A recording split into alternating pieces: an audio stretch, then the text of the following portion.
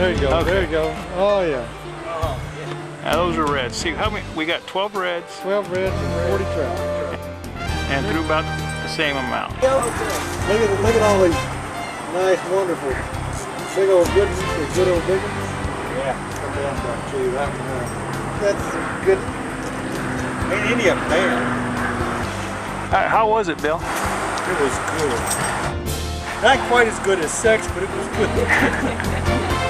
Much more often. That's right. It was more frequent than sex. And he got to go back more than once. That's right. Not 28 and a half feet is 27, man. So it was a good feeling. It was good for me, and it was not too good for the fish. It's going to be good for us to eat. So how did it feel? Great. It was an impressive day. It was impressive. Yeah. I'm ready to go back. Hey, Walter, how did it feel to watch him catch those fish? And it lasted longer. There we go, Richard. Show us some of these nice. I caught that one, that one, that one, that one, that one, that one. Walter caught one somewhere in here, but my fish ate it.